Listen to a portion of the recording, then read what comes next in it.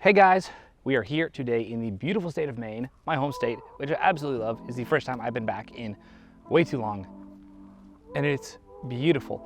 But we're here today because I brought my car up because we're actually going to be trying to figure out why I'm a little bit down on power. Now, we've seen that in some of the butt down report videos of me just not putting down 0 to 60 times that I know this car is capable of, so there's something going on. We're trying to figure it out. There is some brake issues happening at the back. We're getting that fixed anyway, so don't worry about it. But more likely, there seems to be a bit of a boost leak happening somewhere, whether that is the wastegate itself or the N75 control valve. We're trying to find it. We're trying to see what's going on and really just get it fixed once we do figure it out. Because I have Indy 500 tires on, super sticky, IE intake, all this nice stuff that the car just isn't using properly right now. And it's super upsetting. So we're gonna get in, we're gonna go see if we can figure out why my car isn't going down the road as fast as it should be. So there's several things that I want to check to figure out just why my car isn't running at full power, it seems like. And one of the things I wanted to check it with is with the car scanner app that I have with the VPeak scanner and get some boost readings. There's a couple things that could be leaking or could find out if there is a boost leak or not. There is the N75 control valve, which controls the wastegate. That is apparently prone to failure, but apparently that's like pretty big failure and like limp home mode level failure. And then there's also the actual wastegate itself that might be letting a little bit of exhaust gas pass and not building up as much boost and as much pressure as there should be. Stock should be 7 PSI. I'm screen recording on my phone and the car scanner app for some reason wants to read it in bar. Just it's PSI. I figured that out because there's ain't no way I'm doing 7 bar of pressure, so.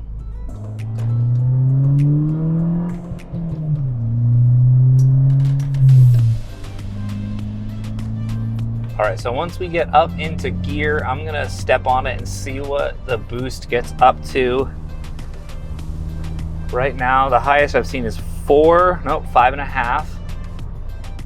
So then hit it. 6.5, okay. That seems to be about 0.5 PSI underneath where it should be. And part of the N75 control valve issue would be a very fluctuating amount of boost pressure under hard acceleration. And that one, when I was looking at it, seemed to be very steady at about 6.5 PSI. So I think thankfully that could rule out the N75 valve, which unfortunately was the cheaper option. It was a very easy fix. I looked into it already. It's like $50 part if you buy the genuine Volkswagen Audi one. And I was kind of hoping it was just going to be something like that I could just go in there and replace. I haven't really looked at the actual wastegate arm. We're going to just make sure we're going to run it again, really just to see how much boost there really is holding on there.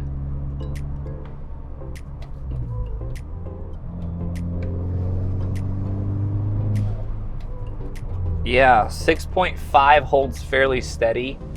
I'll show you guys once I get out of the car. I really don't think that the brake issue that I'm having at the back is holding me back at all, especially now that we're confirming. It seems to be about 0.5 PSI below what it should be, which means there's minuscule leak going on, which is rather unfortunate. And that seems to be where a lot of the time is going on my 0 to 60s. So we're gonna get out of the car. We're gonna take a look at some stuff. We're gonna fiddle with some stuff, see if we can find where that leak is. Make sure the brakes really aren't the thing holding us back, which it doesn't seem like it. I think this pretty safely ruled out some of the stuff we were thinking it could be brake related. But we're gonna look at it anyway. I'll show you guys what it's looking like. But I mean, it's just a little bit of rust. I think the brake's a little sticky, but I mean, it's still brakes hard, so I'm really not too worried about it. We're actually getting it all done up pretty soon, which I'm very excited for. It's been something I've been wanting to do for a while. But we're actually gonna go fiddle around the engine bay, see what parts look okay and what parts don't, and go from there. Okay, so we're gonna do a little quick walk around to the car. I mean, we have determined that there is about 0.5 PSI missing in the turbo system. That could be several things. We're gonna see if we can determine most of it right now, but we're gonna start just kind of showing you what we thought the problem might have been. So first I thought it could have been these brakes right here. See if I can brighten it up for you. Right in there, there's a little bit of rust on that rotor. I thought that caliper might be slightly seized, but we are working on getting new pads and new rotors, a little bit brighter. You can see, I thought could be that. I'm not convinced anymore because of the half PSI missing, but that's still got to get changed, so we're gonna fix that up anyway. So then to the front of the vehicle, hood's already up. This lovely little engine bay. I mean, I think it's looking really good. One thing I did just notice, see if you can see it. I don't think that paint on that is supposed to do that, but that's beside the point. If you look, oh, get brighter. Right, see if you can follow my hand. Right down in here is the N75 control valve. I think that's almost it right there. Right on the turbocharger. That just can fail. There's, I believe, a diaphragm in there that can go out. But from what I heard on that diaphragm is that if that goes out, then your engine goes into limp home mode and you've got literally no boost. But this thing still runs pretty good, and it's only a half PSI missing. So there's gotta be something else going on. I've checked all the connections. I mean, that's not perfectly on there flush, but it's tight. I've already reset those a couple times, that's tight. Only thing I could think of is the boot down here where the intake meets the turbo. That might be the case. I might have to try reseating that. Not entirely sure. The other thing that I can check is the actual wastegate arm, but unfortunately that requires getting underneath the vehicle, and considering that I am at the beach without my tools, that's gonna have to actually wait. We could always replace that control valve because it's not the most expensive part, and see if that helps. I'm gonna reseat some of that stuff, see if that helps. I know I haven't touched the likes of the turbo outlet pipe or that throttle body pipe right there in the longest time, and that was done before I got that leak. So I'm not convinced it's anything there. And then people were saying this little bung of a sensor right there can actually get sucked in. It's on my side, no problem, so I'm not even worrying about it. So that's not an issue. I don't think that's an issue. There just might be something else somewhere else. It might be the wastegate arm, but if I'm being 100% honest, if it is only a half PSI, I'll probably let it sit for a little bit. But we gotta actually get this back to Georgia to see if we can get underneath the car, wiggle that wastegate arm, and see if it actually is the problem or not. So, in a while, Crocodile, we'll see you in Georgia. Okay, so we are back in Georgia and we are gonna take a look at the wastegate actuator arm.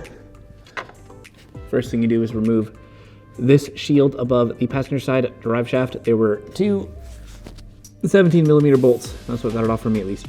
And then you just kind of wiggle it out. We're gonna get up in there. We're gonna see what it looks like. So, I'm not gonna flip over in here because I'm too thick. Underneath we go. Oh.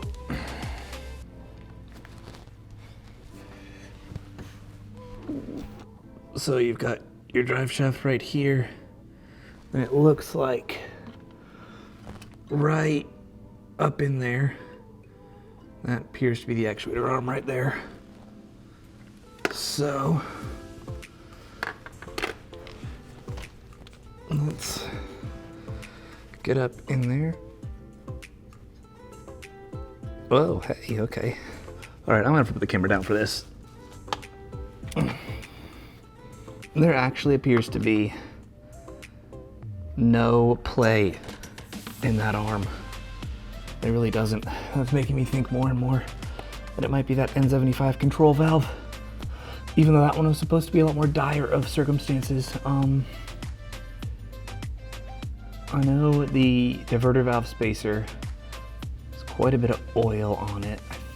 I was positive that might just be some of the oil that got out. If you saw the video of me using the screwdriver technique to remove the oil filter, I didn't realize how much oil was getting everywhere. And I'm pretty positive it's that, but there seems to be even more fresh stuff. So I may actually try removing the diverter valve spacer and seeing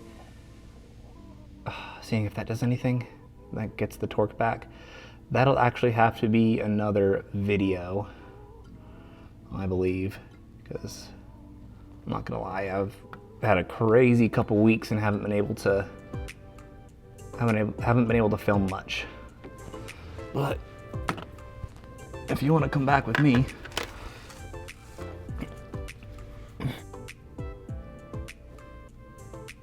so that's the actuator arm right there, and there was no play in it when I was messing around with it, looking at it, all that stuff. So I think that is fine. My turbo is good.